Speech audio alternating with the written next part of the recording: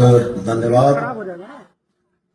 धनबाद की धरती पर सबसे पहले इस आवास योजना के लाभुक 320 लोगों में जो लोग भी यहां उपस्थित हैं, मैं उनका अभिनंदन करना चाहूंगा। मंच पर मेरे साथ बैठे माननीय सांसद गिरिडीह, हमारे बड़े भाई मथुरादा, राज भाई, रागिनी मैडम, बबलू महतो जी और धनबाद नगर निगम के तमाम अधिकारी और कर्मचारी, जिनकी अनवरत कोशिशों ने आपके चेहरे पर आज खुशी की लकीरें खींची, जिनकी अनवरत कोशिशों ने आज हम लोगों को भी गौरवान्वित होने का मौका दिया कि 320 वैसे परिवार जिनका एक सपना अपनी छत का था, वो आज शायद पूरा हो रहा है। तो मैं बहुत बहुत धन्यवाद और बहुत बधाई भी देना चाहूंगा।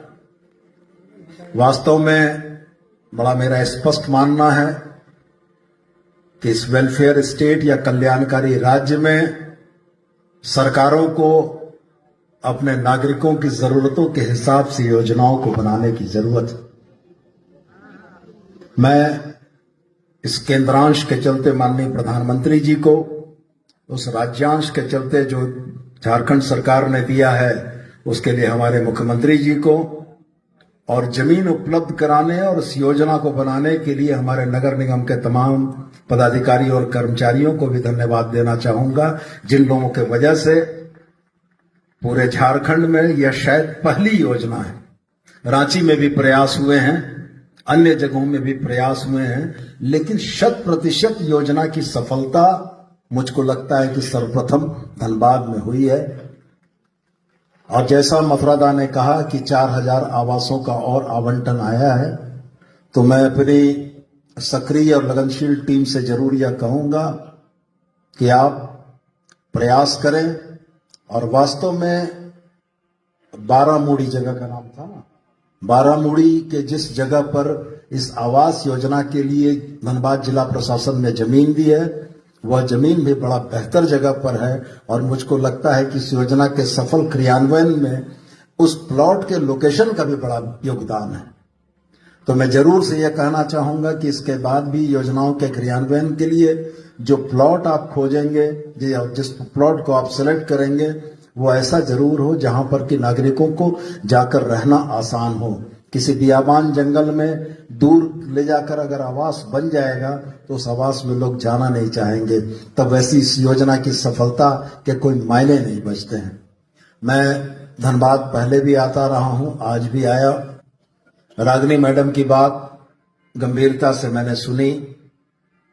झरिया के लिए एक मास्टर प्लान फिर से बन रहा है, इस बात की जानकारी उनको भी होगी। और समयबद्ध तरीके से हम लोग इस बात के लिए प्रयासरत हैं कि झरिया में रिहेबिलिटेशन के जो काम हैं उनको उस समयबद्ध तरीके से कर दिया जाए। आज हमारे राज्य सरकार के मुख्य सचिव अपने तमाम पदाधिकारियों के साथ, चाहे वो डायरेक्टर माइंस हो, चाहे वो हमारे कमिश्नर हजारीबाग हों, उनके साथ एक वृहद बैठक हुई और मुझे लगता है कि झरिया के लोगों के लिए कुछ अच्छी खबर बहुत जल्द आने वाली है। दूसरी बात मैं जरूर यह कहना चाहूंगा कि पेयजलापूर्ति की योजना वास्तव में सबसे ज्यादा जरूरी है। और मैंने बड़ी कोशिशें की, बड़ा प्रयास किया। सदन में ये मामला माननीय विधायकों के तरफ से विभिन्न प्रश्नों के ध्यानाकर्षण के माध्यम से भी आया। एनओसी के मुद्दे पर जो चीजें रुकी हुई हैं उसके लिए भी मेरा बड़ा प्रयास है कि बड़े कम समय में संबंधित विभागों की एनओसी लेकर धनबाद शहर में पेयजलापूर्ति की जो योजना पिछले 5 वर्षों से लंबित है उसको हम जितनी जल्दी हो सके पूरा कर सकें। जमाडा के जलापूर्ति का सवाल जहां तक राज भाई ने उठाया, नगर निगम के द्वारा मुझको यह बताया गया कि 1 वर्ष के अंदर में इस योजना को पूर्ण करके लोगों तक पानी पहुंचाने की कोशिश कर दी जाएगी। राज भाई ने तो भानुमती का पिटारा जैसा तमाम योजनाओं का जिक्र कर दिया, लेकिन मैं जरूर ये कहना चाहूंगा कि समस्याएं नगर निगम की पूरे राज्य में हैं, आपके धनबाद में भी हैं। तकनीकी अड़चनों के चलते बहुत सारी चीजें ऐसी होती हैं कि जो हमारे चाहने से, आपके चाहने से नहीं होती है। मुझको याद है गैर सरकारी संकल्प के माध्यम से आपने गया पुल में का मामला उठाया था, सरकार की तरफ से जवाब हम नहीं दिया था और हमने आपको कहा था कि 3-4 महीने के अंदर में आप खुशखबरी सुनेंगे और आपको सदन में दिए हुए वक्तव्य के हिसाब से राज्य सरकार ने गया पुल के रिवेम्पिंग का काम, नवनिर्माण का काम धनबाद की जनता की खास जरूरतों को ध्यान में रखते हुए धरातल तक उतारा। मुझको तो लगा था कि आज राज भाई की तरफ से एक बढ़िया गुलदस्ता हमको मिलेगा इस काम के लिए, लेकिन मिला नहीं। पेयजलापूर्ति बहुत महत्वपूर्ण है, तालाबों का नवनिर्माण बहुत महत्वपूर्ण है, निगम लगा हुआ है। निगम ने एक समयावधि दी है कि 6 तालाब इस वर्ष पूरे कर लिए जाएंगे, पंपू तालाब के समेत। और जो योजनाएं हैं, और खास करके एक सवाल हर बार मथता है जब भी मैं आता हूं, हमारे संगठन के लोग भी इन बातों का जिक्र करते हैं। 38 वैसी सड़कें जो जांच के वजह से लंबित हैं, मैं आपको आश्वस्त करता हूं कि इस संबंध में माननीय मुख्यमंत्री को एक पत्र लिखकर मैं मार्गदर्शन मांगूंगा उनसे कि एसीबी की जांच में यदि एसीबी की तरफ से एनओसी हम लोगों को मिल जाती है तो हमारे निगम को उन योजनाओं के क्रियान्वयन में कोई परेशानी नहीं होगी। मैं आपको यह आश्वस्त करके जाता हूं कि हम जाकर माननीय मुख्यमंत्री से इसका मार्गदर्शन लेंगे और जिस तरीके का मार्गदर्शन प्राप्त होगा उसके आलोक में नगर विकास विभाग त्वरित कार्रवाई करेगा।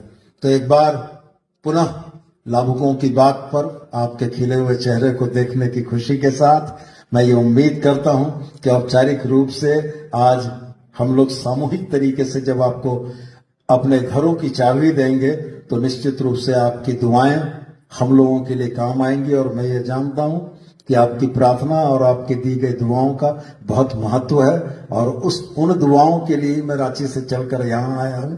तो मैं बहुत स्वागत करता हूं और हृदय से आपको धन्यवाद करता हूं कि आज इस दिन को देखना नसीब हुआ और हम लोगों को भी इस बात के लिए गर्व महसूस होगा कि हम लोगों ने वास्तव में जरूरतमंदों को उनके आवास की चाबी देकर उनके जीवन के एक सुनहरे दिन की शुरुआत कराई। बहुत बहुत धन्यवाद।